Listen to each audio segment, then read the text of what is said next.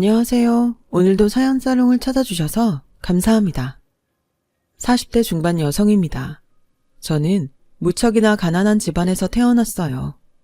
고작 결핵주사 한 대 맞을 돈이 없어서 친정아버지는 젊은 나이에 너무도 허망하게 세상을 떠났고, 졸지에 젊은 과부가 된 친정어머니는 겨울이면 메밀묵과 찹쌀떡을, 여름에는 두부 리어카를 끌고 행상을 돌아다니면서 참 억척스럽게도 사셨죠. 그러나 찢어질 듯한 가난의 그림자를 좀처럼 벗어날 수는 없었어요. 그때 제 나이가 한창 꽃답던 18. 갈수록 지쳐가는 친정어머니를 두고 볼 수 없었던 저는 다니고 있던 인문계 고등학교에 자퇴서를 냈어요. 동네 실업계 친구들을 따라 취업을 나가려고 했거든요. 하지만 이를 알게 된 친정어머니가 처음으로 회초리까지 들어가며 저를 뜯어 말리셨죠. 엄마, 그러지 말고 내 얘기를 좀 들어봐요. 응? 무슨 얘기? 공부를 그만두고 공장에 취직한다는 얘기에? 아니면 미용실 허드렛 일을 나가겠다는 얘기에? 우리 집 사정이 어쩔 수 없잖아. 나라도 얼른 취업해서 살림에 보태야죠. 시끄러. 회초리 맞기 싫으면 내일 등교하자마자 자퇴서부터 돌려받아서 찢어버려. 아니다. 엄마랑 선생님 댁으로 찾아가자. 지금 당장. 제발요. 추울 때 추운 데서 일하고 더울 때 더운 데서 고생하는 엄마 모습 지켜보는 딸 자식 입장이 얼마나 고역인데. 그리고 공부야 검정고시를 보든 아님 야간학교를 다니든 일단 취업해서 자리 잡은 다음에 다시 할 수 있는 거잖아요. 잔말 말고 학교 계속 다녀. 꼭 공부 열심히 한다고 해서 훌륭한 사람이 되는 것도 아닌데 뭐. 그래, 그건 네 말이 맞아. 공부 열심히 해봤자 개차반으로 사는 사람이야 세상에 널렸지. 하지만 지금 엄마가 너한테 해줄 수 있는 최선이 공부밖에 없어서 그래. 못 먹이고 못 입히는 주제에 가르치는 일까지 소홀하게 해버리면 내 가난이 정말 나의 죄가 되어버릴까 봐 그게 겁나서 그래. 무슨 말을 그렇게 해요. 가난이 어떻게 죄야. 지금까지는 내 엿보이고 팔자라도 죄까지는 아니었지. 근데 만약 최소한의 부모 도리마저 져버린다면, 그래서 내 엿보와 팔자를 자식한테 되물림한다면 그때는 죄가 되는 거야. 가난을 딸에게 물려준 죄인. 엄마는 우리 딸 믿어. 이겨낼 수 있을 거야. 친정어머니의 사랑 덕분에 크게 깨우친 저는 담임선생님에게 사정사정 해가며 자퇴를 취소했죠. 이후로는 가난한 팔자 따위를 한 번도 탓하지 않으며 굳세고 긍정적인 태도로 살아왔어요. 전기요금을 내지 못해 전기불이 끊길 때면 가로등 불빛에 의지해 공부했고, 전액 장학금을 받고 대학교에 입학할 수 있었어요. 대학생 시절에는 과외 학생네 집에서 차려주는 토스트 간식으로 하루 딱 한 끼, 한 번 끼니를 때우면서도 꿈을 향해 노력했습니다. 그 결과 큰 병원 간호사가 되는 데 성공했죠. 그런 제 삶의 태도는 번듯한 중산층 사모님인 시모가 양가의 경제적 차이를 걱정하며 결혼을 반대할 때도 굴하지 않았어요. 오히려 당당할 수 있게 만들어 주었죠. 제가 짊어진 가난은 살면서 극복해 보이겠다고요. 그리고 저희 말 그대로를 증명해내었어요. 사글세 단칸방에서 시작한 신혼집을 불과 몇 년 만에 전세 신축 아파트로 옮기면서 말이죠. 하지만 시모에게 저는 여전히 가난해서 못마땅한 며느리인 모양이었어요. 저희 부부가 아파트로 이사하던 날 굳이 찾아와 이러더라고요. 너희 그동안 굶고 살았니? 네? 의사도 아니고 간호사 벌이야 세상 뻔한데 집을 너무 빨리 늘리는 게 아닌가 싶어서. 일반적으로는 둘 중 하나밖에 없잖니. 주택복권을 맞았다던가 아님 귀한 남의 집 아들내미 굶겨가면서 둘이 억척스럽게 모았거나. 둘이 억척스럽게 모은 건 맞아요. 근데 아범 굶기지는 않았으니까 걱정 마세요. 설마 하니 가난이 얼마나 서러운지 제일 잘 아는 제가 남편 먹고 입히는 일에 소홀할 리가 없잖아요. 하기사 밑바닥 인생들이야 원체 독한 구석이 있다고들 하니까는. 그렇다고 너무 마음 놓지는 말고 성에 안 차는 며느리라는 건 조금도 달라지지 않았으니까. 난 이만 가볼 테니 주말에 시댁 한번 들리려무나. 요즘 아침나절로 볕이 포근하니 좋은 것이 묵은 이불 빨래랑 대청소랑 좀 해줘야겠어. 가구랑 싹 드러내고 청소해야 하니 준비 단단히 해서 오고. 그런 대접을 받아가면서도 시모를 가장 잘 챙기는 사람은 참 역설적이게도 맏며느리인 저였어요. 젊어서부터 과부가 되었다는 시모를 볼 때마다 똑같이 일찍 과부가 된 친정엄마의 모습이 겹쳐 보였거든요.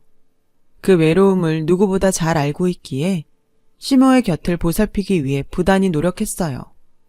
집안도 좋고 서울대 나온 학벌도 좋고 돈도 잘 벌고 사회적으로 인정도 받는 직업을 가진 잘난 작은 동서가 시모를 고리타분한 옛날 사람 취급하며 홀대할 때도 오히려 상대적으로 가난한 제가 시댁의 경조사며 살림살이며 시모 용돈까지 빠짐없이 잘 챙겼어요. 시부모도 부모이니 자식으로서의 사랑과 정을 당연히 베풀어야 한다는 마음가짐 하나로 말이죠. 친정어머니가 고등학교를 자퇴하려던 저를 부모 자식 간의 사랑으로 바로잡아 주셨던 것처럼 말이에요. 하지만 제가 아무리 시댁과 시모에게 사랑과 정을 베풀어 봤자 저를 얕잡아보는 시모의 행동과 정 한 번 주지 않는 태도는 달라지지 않았어요. 동서만을 감싸고 돌 뿐이었죠. 제 잘난 맛에 취해 사는 동서에게는 행여 손에 물이라도 한 방울 묻을까 애지중지 아끼면서도 가난하지만 시모와 시댁에게 정성을 다했던 저한테는 늘 허드렛일 살림꾼 취급만이 돌아왔거든요. 집안 좋은 동서의 아들 돌잔치는 동서가 부탁 안 했는데도 직접 나서서 휘황찬란하게 마련해주며 아부를 그렇게 떨어댔으면서 제 아들 돌잔치 때는 그 흔한 돌반지는커녕 빈손으로 덜렁 나타나가지고서는 심지어 부조금 한 푼 내지도 않으면서 한다는 소리가 글쎄. 내 쪽 손님들은 초대하지 않았으니 너무 서운하게 생각하지는 말거라. 그게 무슨 말씀이세요? 솔직히 그렇지 않니? 네 시댁이 동서네처럼 뻑적지근한 부잣집은 아니어도 나름 사회적 체면이라는 게 있는 집안인데 사회 지도층은커녕 밑바닥 인생들만 앉아있는 자리를 장손 돌잔치랍시고 우리 쪽 귀한 손님들을 모실 수는 없는 일 아니냐고. 저기요 어머님, 이건 너무 지나친 행동 아닌가요? 아무리 가난한 며느리가 싫다고 해도 엄연히 어머님 손자고 핏줄이에요. 이 집안 대의일 장손이라고요. 그런 장손 돌잔치를 축하해줘도 모자랄 마당에 밑바닥 인생들이라뇨. 왜? 내가 어디 틀린 말이라도 했다던? 물론 동선애처럼 판검사니 사장이니 하는 손님들을 모시진 못했어도 저희 쪽 손님들 하나하나 다들 소중한 지인이세요. 제가 근무하는 병원 직원들이랑 의사쌤 분들도 많이 와주셨고요. 그래 봤자 꼴랑 한둘이겠지. 동네 쬐끄만 병원 의사들이래 봤자 딱히 잘난 양반들도 아닐 테고. 제가 어디 병원 근무하는지 정말 모르세요? 며느리한테 어쩜 그렇게 관심이 없을 수가 있어요? 아, 한의원이었던 모양이구나. 동네 쬐끄만 양빵병원이 아니라 대학병원입니다. 제가 졸업한 대학교 병원. 네가 대학도 나왔었니? 어머님, 이게 누구 앞이라고 목소리를 높여. 내 입장에서는 당연히 고졸이라고 생각할 수밖에 없는 걸. 지나가는 사람들 아무나 붙잡고 물어봐라. 너희 친정 사는 모습 보여준 다음에 딸 자식이 대학까지 나올 수 있는 환경 같으냐고. 대번에 고등학교 검정고시라도 붙었으면 다행이라는 소리 나오지. 됐네요. 제가 무슨 말을 더 할까요? 아니, 얘기 나온 김에 한마디만 더 해야겠다. 넌 어떻게 된 애가 그렇게 두서가 없어. 대학병원 의사쌤들도 많이 오는 자리면 미리 언지를 줬어야지. 미리 얘기했으면요. 그럼 혹시 또 알아? 나 아는 지인 사모님들 쫙 모셔다 놓고 대학병원 의사쌤들이랑 중매라도 서줄지. 그럼 겸사겸사 자리도 빛내주고 얼마나 좋아? 네, 그러시겠죠 뭐. 식사 마저 하세요. 음식 식으면 맛 없습니다. 이처럼 노골적인 무시와 외면, 그리고 동서와의 차별 속에서도 제가 버틸 수 있었던 건 사랑꾼 남편이 있었던 덕분이에요. 남편은 친자식보다 낫다 싶을 만큼 시댁과 시모에게 정과 사랑을 베푸는 저를 늘 고마워했고, 그래서 제가 시댁에 잘하는 만큼 남편도 저희 친정 어머니를 극진하게 대해주었거든요. 또 제가 시모의 행동에 상처받을 때면 바람을 쐬어주며 다독여주고, 한편으로는 저 대신 시모와 맞서주기도 했어요. 그런 남편의 사랑이 얼마나 든든한 방패가 되어주었냐면요. 그런 시모조차 단 한 번도 이혼하라는 말만큼은 절대 입 밖으로 낼 수 없을 정도였어요. 덕분에 저는 시모와의 위태로운 관계를 어렵사리 유지할 수 있었고, 남편과의 사랑도 이어갈 수 있었죠. 그러던 어느 날 천년만년 건강할 줄로만 알았던 친정어머니가 덜컥 백혈병에 걸리면서 상황이 복잡하게 돌아가기 시작했어요.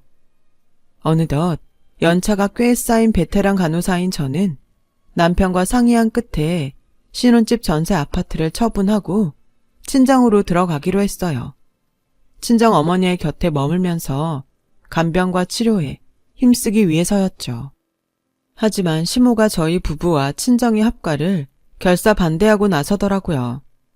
너희가 사돈댁으로 들어가 버리면 외로운 과부인 나와 시댁은 앞으로 누가 모신다던? 너무 걱정은 마세요. 친정엄마가 백혈병을 극복할 때까지만 머물 예정이거든요. 그동안은 사부인 치료받는 동안 시댁 빨래며 아침 저녁 국인이 반찬이며 그걸 다 해다 바칠 사람이 세상 누가 있다고. 그것도 걱정 마세요. 친정에 들어가 살더라도 어머님이랑 시댁 챙기는 건 지금처럼 똑같이 전혀 소홀하지 않게 최선을 다할 테니까요. 병간호를 꼭 해야겠니? 굳이 출가 외인인 딸 자식도 모자라 남의 집 귀한 아들내미까지 사돈댁에 앉혀놓고? 생각을 한번 해보세요. 작고 사소한 병이라면 저희도 이렇게까지 하지는 않겠죠. 하지만 백혈병이잖아요. 하루아침에 생사가 갈릴 수 있는 위험한 병인데다가 항암 치료는 저리 가라 할 정도로 힘든 과정인데, 명색이 베테랑 간호사 딸 자식인 제가 홀어머니를 돌보는 건 당연한 일이잖아요. 꼴에 말은 잘해요 아주. 누가 들으면 대단한 의사 선생님이라도 되는 줄 알겠다 얘. 물론 의사도 중요하고 훌륭한 직업이지만 간호사도 환자에게는 꼭 필요한 사람이에요. 그러니까 제발 무시 좀 그만하세요. 그렇다니? 그럼 이참에 사돈댁 말고 시댁에 아주 들어와 사는 건 어때? 네? 나도 얼마 전에 병원에서 아주 충격적인 진단을 받았단다. 글쎄 내가 말이다. 류마티스 관절염 초기라더구나. 의사가 아니더라도 류마티스 관절염 정도는 알아들을 수 있지? 팔다리가 자꾸 쑤셔가지고는 거동이 불편해요. 그러니 이참에 시댁에 들어와 살면서 이 시애미를 좀 간호해다오. 제발 억지 좀 그만 부리세요. 친엄마고 시어머니고를 다 떠나서 관절염보다는 백혈병 쪽이 훨씬 급하고 심각한 병이잖아요. 코웃음치기는? 시애미가 고분고분 조용히 말하니까 만만하게 뵈는 모양인데 나 지금 농담 따먹게 하자는 거 아니다? 되바라지 며느리한테 경고하는 거지. 어머님, 2번 경고하지 않을 테니 똑똑히 챙겨들어. 내 말 무시하고 사돈댁이랑 합가한다면 그날로 넌 닭 쫓던 개 지붕 쳐다보는 꼬라지 되는 거야. 내 재산 단 한 푼도 너에게 상속하지 않을 생각이니 말이다. 아직도 제가 재산이랑 유산 보고 아범한테 접근했다고 생각하세요? 그만 일어서마. 내 할 말은 다 했으니. 시모는 그렇게 제 할 말만 다 해놓고는 자리를 떴고, 황당한 저와 남편은 이후로 며칠 동안 시모를 설득하기 위해 노력했어요. 친정 엄마를 꼭 곁에서 보살피고 싶다고요. 그러나 시모는 입만 열었다 하면 류마티스 관절염 핑계가 그치지를 않았죠. 툭하면 유산 얘기를 하더군요. 저는 단연코 시댁의 재산과 유산에는 단 한 푼어치조차 관심도 없었는데 말이죠. 그런 답없는 실랑이가 거듭된 끝에 저희 부부는 결국 시모가 도저히 설득 불가능한 사람이라는 걸 깨달았어요. 그래서 시모 설득하기를 포기하는 대신 손 아래 동서내외를 찾아갔죠. 저희 부부는 동서내외에게 당분간 시모를 잘 챙겨달라고 부탁했어요. 따지고 보면 썩 무리한 부탁까지도 아니었다고 생각해요. 한 달에 2번 시댁에 들러 시모와 저녁을 함께 먹어달라는 말을 전했을 뿐이니까요. 그런데 평소 시모를 거들떠 보지도 않던 잘난 동서내외는 대뜸 쌍심지를 켜고 소리를 박박 질러대더라고요. 지금 이거 무슨 상황인가요? 조선시대 시집살이 뭐 그런 건가요? 내 말은 그런 뜻이 아니라 어머님이 혼자 적적해 하실까봐 그게 마음에 걸려서. 그거나 뭐가 달라. 결국 맞잖아요, 시집살이. 일단 진정하고, 응? 아, 동서. 내가 지금 진정하게 생겼어요? 한창 예쁘고 젊은 나이에 이 좋은 능력까지 썩혀가면서 졸지에 시댁 파출부로 뼈 빠지게 고생만 하다 늙어 죽게 생겼는데. 그럴 일 없어. 친정 엄마 치료만 마치면 내가 다시. 이봐요, 형님. 그렇게 안 봤는데 사람 너무하네. 가난한 주제에 형님이랍시고 꼬박꼬박 대접해준 나한테 이러면 안 되는 거죠. 부잣집 딸내미 잘 배우고 직업 좋으면 뭐해. 인성이 개차반인데 어디 가서 그런 행동 보이고 그러지 마. 격 떨어지는 졸부소리 들어. 저와 남편은 동서내외에게 인간적인 실망만을 품은 채로 돌아섰고 그날 밤 도착한 동서의 문자 메시지에 또 한 번 크게 분노하고야 말았어요. 저 대신 당분간 시모를 보살피는 조건으로 무슨 견적서를 보내왔더라고요. 딴에는 능력 좋은 고급 인력이랍시고 비싼 인건비를 책정해놓고는 다달이 수백만 원에 달하는 비용을 요구하겠다는 견적서였어요. 뒤이어 도착한 문자 메시지는 더 기가 막혔죠. 저희 부부 형편에 수백만 원 인건비를 지불할 수 없을 테니 그걸 받지 않는 대신 유산 전부를 자기들이 가져가겠다더군요. 이놈의 시댁 식구라는 양반들은 입만 열었다 하면 돈 얘기밖에 할 말이 없는 건지 참. 당연히 저희 부부는 고민에 빠져들었어요. 다만 유산을 동서내외에게 전부 빼앗기지는 않을까 하는 우려는 결코 아니었어요. 벌써부터 돈을 들먹이는 동서내외가 시모를 제대로 모시지 않을 것이 뻔해서 걱정일 뿐이었죠. 그렇게 동서내외를 단념하게 된 저와 남편은 딱히 다른 대안을 찾을 수도 없었죠. 그러는 사이 친정 어머니의 상태가 악화되어서 골수이식을 받아야 하는 상황에 처하게 되었어요. 당장 급하게 골수를 이식해줄 사람이라고는 세상에 하나 남은 혈육인 저밖에는 없는 상황이었죠. 이에 저희 부부는 시모의 결사 반대를 무릅쓰고 친정과의 합가를 했어요. 친정 어머니를 곁에서 보살피며 간호할 겸 골수를 이식해줄 저의 건강을 마음 편한 친정에서 머물면서 관리도 잘 할 겸 해서요. 합가 결정으로부터 며칠 지나지 않아서 이삿날이 닥쳐왔고 저희 부부의 눈앞에는 아주 뜻밖의 상황이 펼쳐졌어요.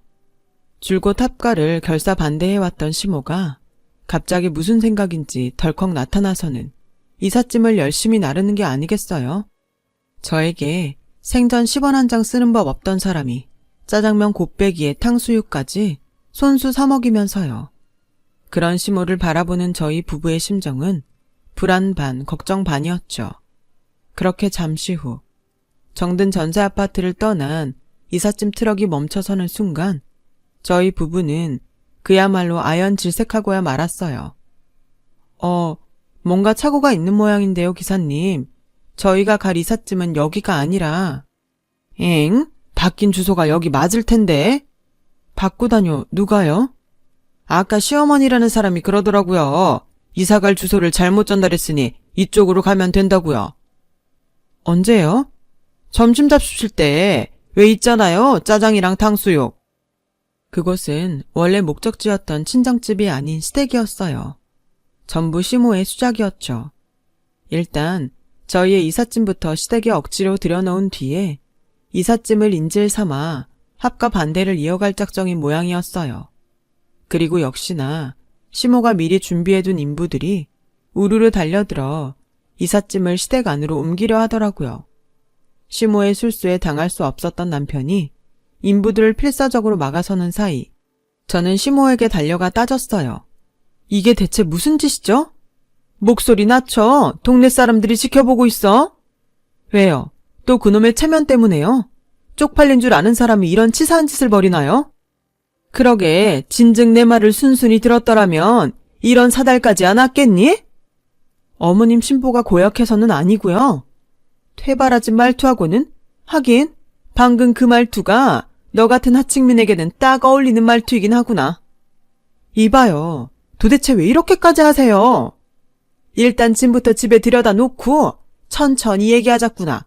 나도 뭐 공짜로 들어와 살라는 거 아니라니까는.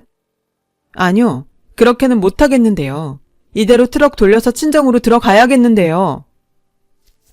대학까지 나왔다는 것이 이렇게 무식해가지고서는 옛말에 이런 말이 있다. 인명은 제천이라. 사람이 죽고 사는 문제는 어디까지나 하늘에 달린 일이란 뜻이야. 죽을 사람은 어차피 죽게 되어 있어. 죽는다니? 죽긴 누가 죽어? 부정해도 소용없다. 사부인은 하늘이 점주해준 죽음에 가까워졌을 뿐이야. 인간이 어떻게 되돌릴 수 있는 노릇이 아닐 뿐이고. 그러니 곧 저승길 떠날 사부인보다는 부질없는 병간호에 남의 집 귀한 아들내미 인생까지 송두리째 낭비하는 것보다는 남들은 못 받아서 안달인 그 유산, 그 큰돈을 턱하니 안겨줄 내 쪽을 택하는 것이 경제적이고 합리적이지? 말 다 했어요? 혹시 더 할 말 남아있으면 지금 빼먹지 말고 다 해요. 지금이 마지막이 될 것 같으니까. 사부인 장례식은 너가 아들내미 돌 때랑은 다르게 섭섭지 않도록 잘 챙길 테니 허물과도 같은 핏줄의 인연일랑 그걸로 만족하며 끊어내거라. 글쎄요. 그런 사악한 말 같은 건 굳이 안 해도 어차피 끊어질 인연 같은데. 그래, 잘 생각했다. 어여침부터 들여놓자꾸나. 정리하고 저녁 차려 먹고 하려면 시간이 빠듯해. 끊어지는 건 당신과 우리의 인연이겠죠. 유산 준다니까! 아니, 우린 이대로 이삿짐 돌려서 친정으로 갑니다. 가서 친정엄마 백혈병 반드시 고쳐놓을 거예요. 우리 엄마 멀쩡히 완치될 거라고요. 그리고 그놈의 유산 따위 처음부터 관심도 없었고 받을 필요도 없어. 우리는 억만금을 줘도 살 수 없는 가족의 사랑 속에서 행복하게 살 거니까. 과연 그럴까? 지긋지긋한 가난 속에서도 끝까지 화목할 수 있을까? 두고 보죠.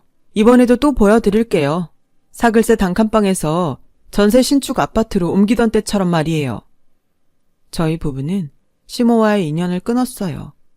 이삿짐을 친정으로 옮기며 다짐했고요. 가난하고 부자의 고를 떠나서 시모처럼 가족이고 나발이고 없는 추악한 사람이 되지는 말자고. 그로부터 몇 년 뒤 저희 골수 이식과 헌신적인 간호 덕분에 친정어머니의 백혈병이 완치 판정을 받던 무렵 친정어머니가 건강을 회복하기까지 친정에 몇 달 더 머물기로 결정한 저희 부부에게 뜻밖의 소식이 하나 전해졌어요. 의절한 시모가 위암으로 투병 중이라는 소식이었죠. 다행히도 위암은 치료하기에 가장 용이한 암이었지만 시모의 사정은 나름 되게 딱하더라고요. 시모가 하나 남은 자식인 동서내외에게 간병을 부탁했지만 동서내외는 간병 조건으로 유산 전부를 자신들에게 미리 넘길 것을 시모에게 요구했고 시모의 생명을 인질 삼아 유산을 요구하는 동서내외에게 실망한 시모가 상속을 거부하자 동서내외가 그날로 시모와의 연락을 끊어버린 상황이더라고요. 돈 타령하는 부모에 돈 타령하는 자식인 셈이었죠. 소식을 접한 저희 부부는 갈등에 빠졌어요. 물론 의지할 가족 하나 없이 외롭게 암투병 중인 시모를 향한 동정은 아니었어요.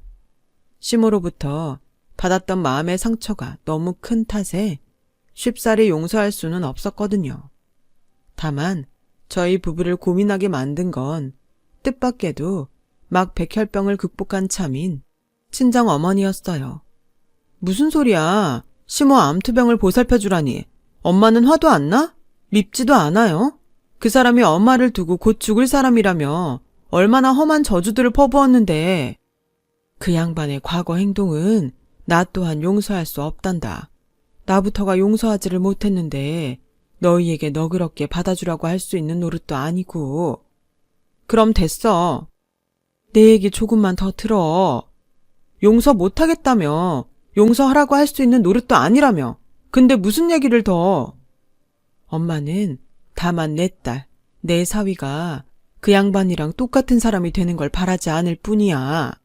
혼자 외롭게 암투병을 하도록 내버려 둔다면 너희도 결국 그 양반이랑 똑같은 사람이 되는 것 같아서 그게 걱정스럽고 속상할 뿐이야. 그러니 아무리 밉더라도 사람으로서 최소한의 도리는 해주었으면 좋겠어. 도리할 만큼 다 한 다음에 계속 미워할 땐 그때 가서 미워하더라도 말이야. 좋아요. 그럽시다. 시모 암투병 우리가 보살펴 보겠다고요. 그래. 고맙다. 고마워. 엄마 지금 울어? 아니 왜? 엄마가 고마울 일이 뭐가 있다고. 내가 우리 딸한테 물려주고 싶지 않았던 진짜 가난이 뭔 줄 아니? 물질적인 가난이 아니라 마음의 가난이었어. 마음이 풍족한 딸로 자라줘서 고마워. 그동안 평생 노력한 보람이 있구나. 엄마는 이제 평생 꿈 다 이루었어.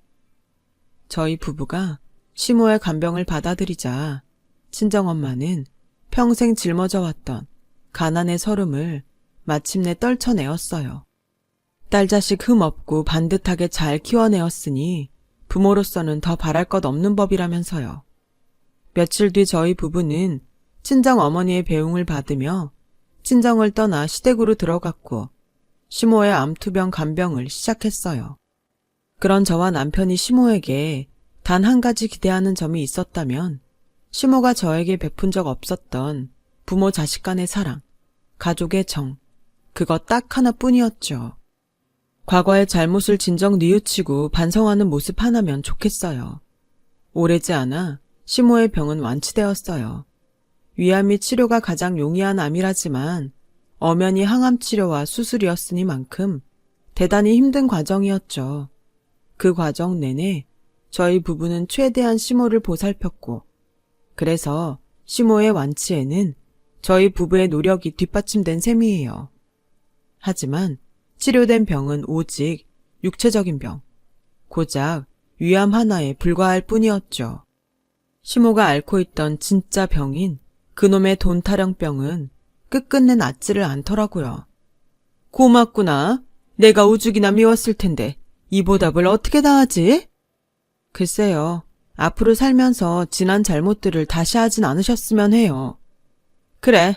내가 너와 사부인한테 잘못한 게 있다면야 돈으로 갚아주지. 네? 간병에 대한 보답도 할 겸 어차피 둘째 아들 내외랑은 연락도 끊겼겠다. 너희 부부를 내 유산의 유일한 상속자로 지정해주마. 대신 앞으로 평생 시댁에 눌러 살아. 예전처럼 청소도 하고 밥도 챙기고. 난 워낙에 귀하게 자라서 살림살이 잘 못하잖니. 표정이 왜 그렇다던? 그게 얼마나 많은 돈인데 좋아서 방방 뛰어도 모자랄 판국에? 하나도 안 변했네요. 아프기 전이나 지금이나. 그렇게 시애미를 못 믿겠니? 어떻게 이 자리에서 유서라도 써주랴? 변호사를 불러다가 공증이라도 받으랴? 그러면 믿음이 가겠어?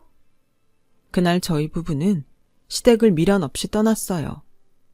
외로운 당신 곁에 부모 자식으로 머물러 달라고 부탁했다면 그렇게 했을 거예요. 어긋나 버렸던 우리와 당신 사이를 되돌려 놓기 위해 필요한 건 유산 같은 돈이 아니라 부모 자식 사이의 사랑과 정이었으니까요. 지난 잘못을 진심으로 뉘우치고 반성하는 인간다운 모습이었으니까. 그런데 어머님은 끝까지 돈이었죠. 그래서 이제 당신을 완전히 포기하려고요. 당신은 세상에 돈보다 중요한 것이 있다는 걸 평생 깨닫지 못할 테니까. 누구처럼 중리산이하는 저주 같은 건 퍼붓지 않을게요.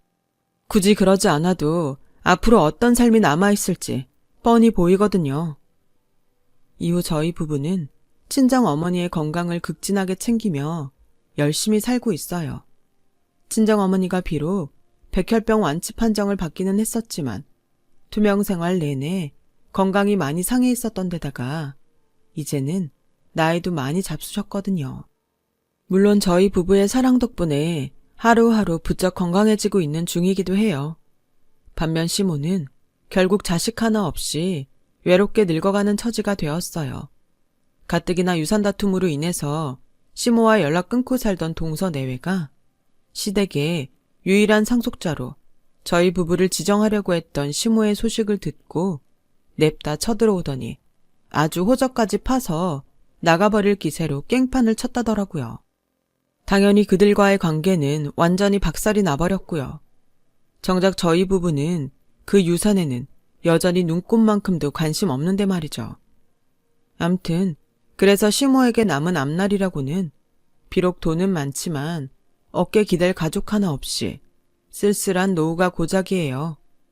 억만금보다 훨씬 가치 있고 소중한 가족의 정과 사랑 속에서 지금껏 행복해왔고 앞으로도 영원히 행복할 저와 남편과는 다르게요. 돈이 최고인 것 같지만 그것도 아닌 것이 인생 같습니다. 곁에 있는 소중한 인연들과 가족들에게 고마워하면서 살아가렵니다. 긴 이야기 들어주셔서 감사해요.